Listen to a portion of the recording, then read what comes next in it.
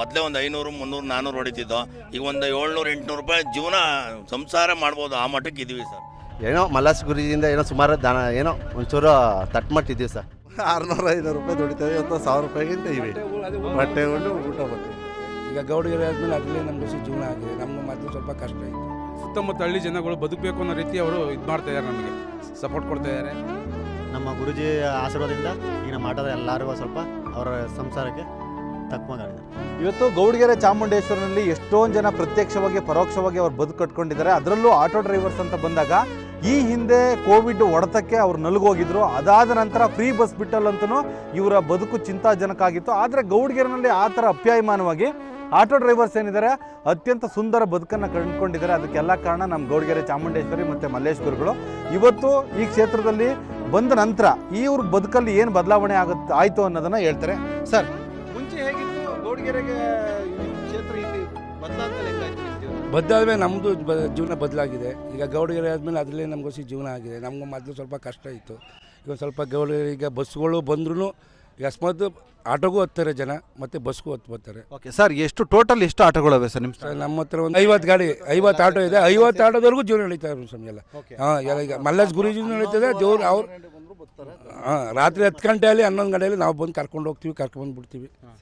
ಸೇಫ್ಟಿಯಾಗಿ ಕರ್ಕೊಂಡ್ಬಿಡ್ತೀವಿ. ಅದರಿಂದ ನಮ್ಗೆ ಜೀವನ ನಡೀತಾ ಸರ್ ಇಲ್ಲಿ. ಈಗ ಜನ ಎಲ್ಲ ಬಂದ್ಬಿಟ್ಟು ದರ್ಶನ ತಗೊಂಡು ಬಂದು ಆಟೋದಲ್ಲಿ ಕುತ್ಕೊಂತಾರಲ್ಲ, ಅವಾಗ ಏನೆಲ್ಲ ಮಾತಾಡ್ಕೊಂತಾರೆ? ಈಗ ನಮಗೆ ಆಗದಿರೋ ಕೆಲಸ ಎಲ್ಲ ಕೆಲವೆಲ್ಲ ಆಗಿದೆ ಅಂತಾರೆ. ನಮ್ಮ ಮಗನ ಕೆಲಸ ಸಿಕ್ಕಿರಲಿಲ್ಲ, ಕೆಲಸ ಸಿಕ್ತು ಅಂತಾರೆ. ಕೆಲವರು ಮನೆ ಕಟ್ಟೋಕ್ಕಾಗಲಿಲ್ಲ, ಮನೆ ಕಟ್ಟಿದೋ ಅಂತಾರೆ. ಕೆಲವರೆಲ್ಲ ಸ್ವಲ್ಪ ನಾವು ಭಾರಿ ತೊಂದರೆಲಿದ್ದೋ, ಸಾಲಗಾರರಾಗ್ಬಿಟ್ಟಿದ್ದೋ, ಸಾಲ ತೀರಿಸ್ತು ಅಂತಾರೆ.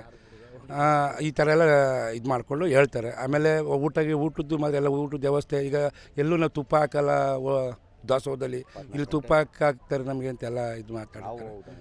ನಾವು ಹೋಗಿ ನಮಗೂ ಹೊಟ್ಟೆಸ್ದಾಗ ನಾವು ಹೋಗಿ ಊಟ ಮಾಡ್ತೀವಿ. ಅಲ್ಲಿ ಪ್ರಯಾಣ ಮಾಡಿರ್ತಾರಲ್ಲ, ಅವ್ರ ಲೈಫ್ ಸ್ಟೋರಿಗಳು ಯಾವ್ಯಾವ ಕೇಳಿದ್ದೀರಾ? ಸುಮಾರು ರೀತಿ ಹೇಳಿದ್ದಾರೆ ಜನಗಳು. ಇಲ್ಲಿ ದೇವಸ್ಥಾನಕ್ಕೆ ಬಂದ ಒಳ್ಳೆಯದಾಗಿದೆ ಅಂತೆಲ್ಲ ಹೇಳಿದ್ದಾರೆ. ನಾವು ಇನ್ನು ಇದರಲ್ಲಿ ವಿಶೇಷ ಅಂದರೆ ನಮ್ಮ ಕರ್ನಾಟಕ ರಾಜ್ಯದ ಅಂತ ಹೇಳಬೇಕು ಅಂದರೆ ಇಲ್ಲಿ 24/7 ಊಟ ವ್ಯವಸ್ಥೆ ಇದೆ.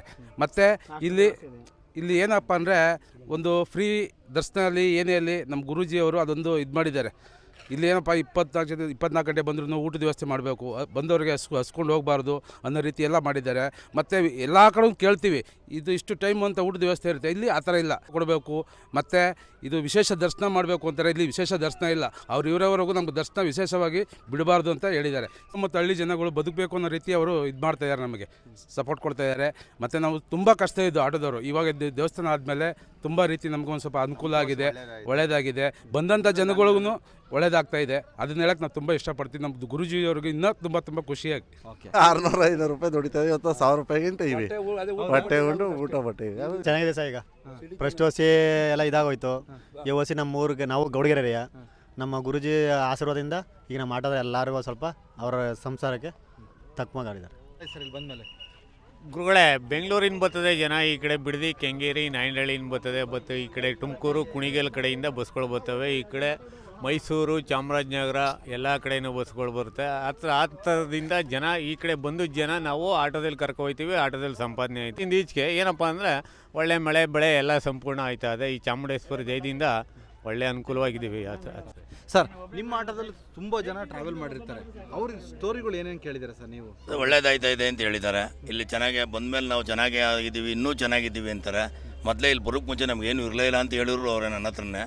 ಆ ತಾಯಿ ಆಶೀರ್ವಾದ ನಮಗೂ ನಿಮಗೆಲ್ಲ ಕೊಟ್ಟೋಳ್ಕಣವ, ನಿಮ್ಮಿಂದ ನಮಗೂ ಕಾಸು, ಆ ತಾಯಿ ನಿಮ್ಮಿಂದ ನಮಗೆ ಕಾಸು ಕೊಡಿಸ್ತಾಳೆ ಅಂತ ನಾನು ಈ ಮಟ್ಟಕ್ಕೆ ಹೇಳ್ತೀನಿ ಸರ್. ನಿಮ್ಮ ಲೈಫ್ ಹೆಂಗೆ ಬದಲಾಯ್ತು ಇಲ್ಲಿ ಆಗಿದೆ ಸರ್. ನಮ್ಮ ಮೊದಲೇ ಒಂದು 500, 300, 400 ಹೊಡಿತಿದ್ದೋ.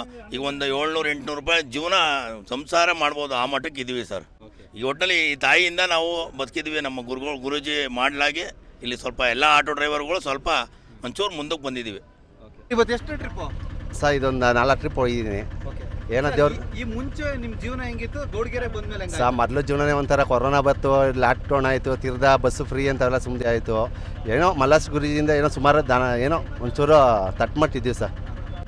ಏನೋ ಒಂದು ಸರ್ ಎಲ್ಲಿಂದ ನೀವು ಬರೋದು? ಸರ್ ಚೆಂಪಣದಿಂದನೂ ಹೊಡಿತೀವಿ, ಈ ಕಡೆ ಮಲ್ಲಂಕುಪ್ಪೆನೂ ಹೊಡಿತೀವಿ. ಟೋಟಲ್ ಎಷ್ಟು ಆಟೋಗಳಿವೆ ಸರ್? 30-40 ಗಾಡಿ ಅವೆ ಸರ್. ಏನೋ ಜೀವನ ಮಾಡ್ತಾರೆ 30-40 ಗಾಡಿ ಅವ್ರು ಸರ್. ಸರ್ ಕರೆಕ್ಟ್ ಹೇಳ್ತೀವಿ ಕೇಳಿ ಸರ್. ಎಲ್ಲ ಬರ್ತಾರೆ ಪಾಪ. ಊಟದ್ದು ವ್ಯವಸ್ಥೆ ಐತೆ, ಎಷ್ಟೋ ಜನ ಒಳ್ಳೇದು ಐತೆ, ನಮಗೂ ಒಳ್ಳೇದು ಐತೆ. ಎಷ್ಟೋ ಅನ್ನ ತಿಂತಿದ್ದೀವಿ ಸರ್. ಎಷ್ಟೋ ಜನಕ್ಕೆ ಮದುವೆ ಆಗಲಿ, ಒಂದು ಮಟ್ಲೂರಿ ಆಗಲಿ, ಬಿಟ್ಟು ಮನೆ ಕಟ್ಟೋದೇ ಆಗಲಿ, ಎಲ್ಲ ಅವ್ರಿಗೆ ಎಷ್ಟೋ ಸುಮಾರು ಜನ ಒಳ್ಳೆ ಐತೆ ಸರ್. ಸುಮಾರು ಜನ ಅಷ್ಟು ಒಳ್ಳೇದಂತ ಬರ್ತೀರಾ ಸರ್. ನಮ್ಗೆ ಎಷ್ಟೋ ಜನಕ್ಕೆ ಒಂದು ದಾರಿ ಐತೆ ಸರ್ ಇದು. ಒಳ್ಳೇದೇ ಆಯ್ತು ಅಂತ ಹೇಳ್ತಾರೆ ಹೊತ್ತು ಬಂದವರು ಪ್ಯಾಸೆಂಜರೇ ಆಗಲಿ ಪಬ್ಲಿಸಿಟಿನೇ ಆಗಲಿ ಎಷ್ಟೋ ಜನ ಒಳ್ಳೆ ಐತೆ ಸರ್ ಚಾಮುಂಡೇಶ್ವರಿ. ಇದಾಗಲಿ ನಮ್ಮ ಮನೆಗಳ ಕಷ್ಟ ಎಲ್ಲ ಪರಿಹಾರ ಆಗಲಿ ಅಂತ ಬಂದಿದ್ದೀವಿ. ಆ ತಾಯಿ ನಮ್ಮಮ್ಮ 3-4 ಸಲ ಬಂದಿದ್ದ ತಕ್ಷಣ ನಮ್ಗೆ ನೆರವೇರಿಸವಳಮ್ಮ. ಹೌದಾ? ಯಾ ಪಕ್ಕ ಆ ತಾಯಿ ಈಗ ಊಟದ್ದೆಲ್ಲ ಹೆಂಗಿದೆ? ತುಂಬ ಚೆನ್ನಾಗೈತೆ ಊಟ. ತುಪ್ಪದ ಊಟ ಎಲ್ಲ ಅಂತ ಹಾಕ್ತಾರಂತೆ, ಹಾಕಿದ್ದಾರಲ್ಲ. ಏನೇನು ಮಾಡಿದ್ರಿ ಇವತ್ತು? ಇವತ್ತು ಅನ್ನ, ಪಾಯಸ, ಮಜ್ಜಿಗೆ, ತುಪ್ಪ, ಅನ್ನ, ಕಡಲೆ ಚಟ್ನಿ ಥರ ಮಾಡಿದ್ರು. ಏನು ಹೇಳ್ತೀರಾ ನೀವು? ಇಲ್ಲಿ ಹೋಗ್ರಿ ದೇವ್ರು ಒಳ್ಳೇದು ಮಾಡ್ತೈತಿ ಅಂತ ಹೇಳ್ತೀವಿ. ನಮಗೆ ಕಷ್ಟ ಪರಿಹಾರ ಮಾಡಿದ್ರೆ ಅವ್ರಿಗೂ ಹೇಳ್ತೀವಿ ಹೋಗ್ರಿ ಇಂಥ ತಕ್ಕ ಹೋಗ್ರಿ ಅಂತ ನಾವು ಹೇಳ್ತೀವಿ. ದೇವರು ಅಲ್ಲಿ ಹೋಗ್ತೈತೆ, ಅಲ್ಲೆಲ್ಲ ಅವರು ಭಕ್ತಿಯಿಂದ ಪೂಜೆ ಮಾಡಿಸ್ಕೊಂತಾರೆ. ಸರ್, ನಮ್ಮ ಹೆಸರು ಸೈಯದ್ ಇಮ್ರಾನ್ ಅಂತ. ಏನು ಅಂಗಡಿ ಹಾಕಿದ್ದೀರಾ ಸರ್ ವಾಚ್ ಅಂಗಡಿ, ಕನ್ನಡಕ, ಟೋಪಿಗಳು ಎಲ್ಲ ಹಾಕ್ಕೊಂಡಿದ್ವಿ. ಇಲ್ಲಿ ಹೆಂಗಿದೆ ವ್ಯಾಪಾರ? ಪರವಾಗಿಲ್ಲ, ಚಾಮುಂಡೇಶ್ವರಿ ಚೆನ್ನಾಗಿ ದೇವ್ರು ಕೊಡ್ತಾ ಇದೆ, ಚೆನ್ನಾಗಿದ್ದೀವಿ. ಅವ್ರ ಹೆಸರು ಮುಂಚೆ ಹೆಂಗಿತ್ತು ಲೈಫು, ಇಲ್ಲಿ ಬಂದ್ಮೇಲೆ ಹೆಂಗಾಯ್ತು? ಮುಂಚೆ ಸ್ವಲ್ಪ ಕಷ್ಟ ಇತ್ತು, ಈಗ ಸ್ವಲ್ಪ ದೇವ್ರು ಚೆನ್ನಾಗಿ ಮಡಗಿದ್ದಾನೆ. ಚಾಮುಂಡೇಶ್ವರಿ ದೇವರಿಂದ ಚೆನ್ನಾಗಿ ನಡ್ಕೊಂಡು ಹೋಗ್ತಾ ಇದೆ.